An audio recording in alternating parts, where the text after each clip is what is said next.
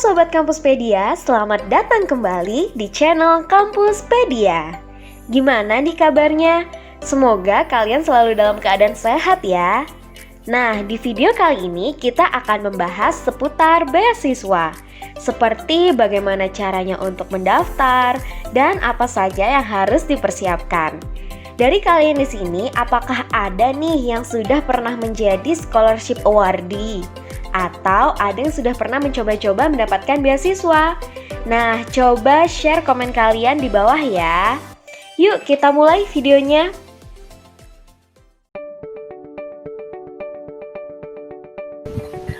Nah, ini tentang perjalanan untuk meraih beasiswa yang teman-teman inginkan. In general tuh seperti ini. Biasanya pertama itu screening proses. Jadi seleksi berkas lah ya kalau bahasa kita. Nanti diseleksi berdasarkan relevansi pengalaman kerja maupun pencapaian teman-teman selama sekolah gitu. Dan ini diperlihatkan atau ditunjukkan ke asesor melalui CV maupun motivation letter. Makanya dua dokumen ini sangat penting dan harus harus dipelajarin baik-baik karena memang ini the first selling point teman-teman ketika memulai perjalanan beasiswa gitu. Kedua adalah one-on-one interview. Interview atau wawancara dengan satu asesor. Saran aku adalah yang pertama, be slightly better than a mediocre. Mediocre itu artinya orang yang biasa. Program beasiswa itu mencari orang-orang yang punya potensi tapi belum kelihatan karena perlu bantuan. Bantuan dari mana? Sekolah. Nah, orang-orang ini perlu sekolah tapi nggak punya support. Support yang dibutuhkan apa? Biaya. Makanya perlu beasiswa. Nah, buat orang-orang yang pencapaian luar biasa, yang udah pengalaman kerja di mana-mana, prestasi sana-sini, pasti sebagai seorang asesor akan mikir, ini anak nggak perlu dibantu, udah bisa survive sendiri, gitu, dibandingkan yang orang ini, yang si B, misalnya, dia punya potensi tapi belum kelihatan, karena memang dia butuh support untuk diangkat, gitu. Nah, makanya teman-teman posisikan diri tengah-tengah tapi agak naik dikit gitu. Gimana ya? Jadi teman-teman harus bisa ngukur applicant atau orang-orang yang pernah atau awardee yang lulus dari program beasiswa itu tipikalnya gimana. Jangan menjadi the top of the top dari mereka, tapi jangan juga jadi the low of the low dari mereka. Tengah-tengah tapi agak naik dikit gitu. Jadi tetap ada selling point tapi nggak terlalu heboh megah juga gitu. Yang terakhir adalah make sure teman-teman diingat. Bisa dengan bikin jokes, tetap jokesnya yang sopan ya, yang nggak cheesy. Bisa juga dengan how you present yourself gitu, pembawaan teman-teman gitu. Intinya teman-teman upayakan harus diingat gitu. Jangan sampai saat teman-teman pergi 2 menit udah siapa ya tadi ya gitu. Jangan sampai kayak gitu. Pas tetap ada sesuatu yang teman-teman tunjukin dan itu unik gitu.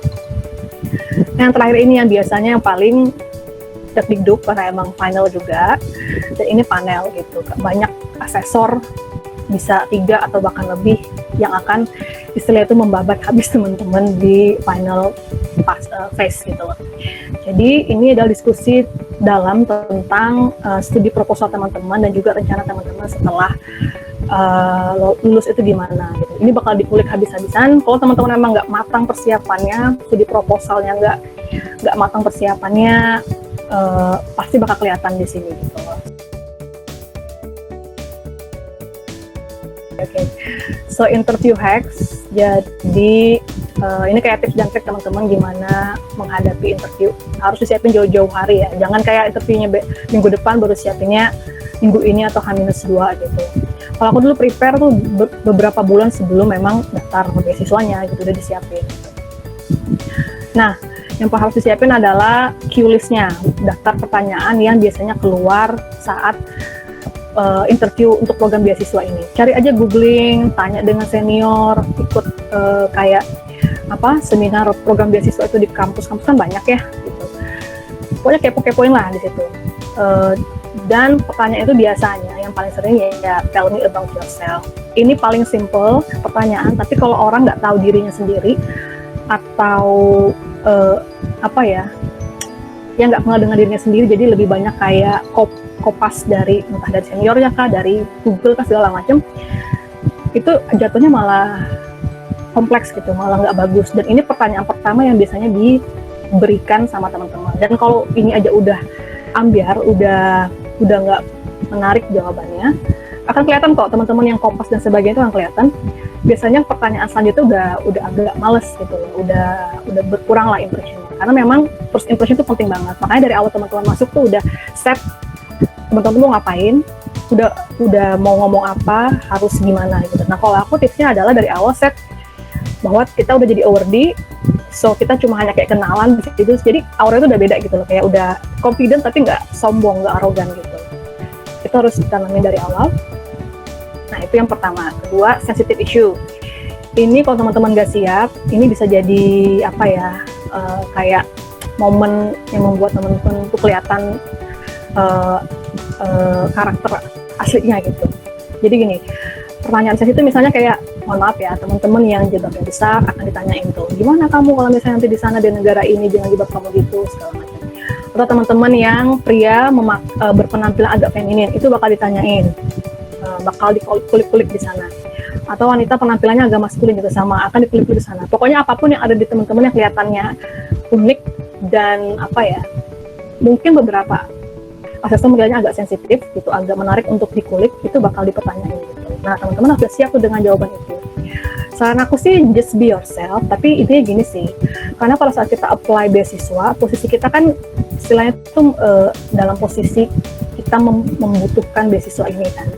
So tidak ada salahnya maksud aku menyesuaikan sedikit dengan ekspektasi atau karakter dari beasiswa itu sendiri gitu. Karena memang ya nggak ada salahnya juga sih, karena memang kalau dalam pekerjaan pun juga teman-teman ya, karena memang pengen dapat itu ya nggak ada salahnya beradaptasi, mengadopsi sedikit kan dari apa ya, dari value-value mereka gitu. Karena memang mereka pasti punya standar kenapa harus begini gitu loh.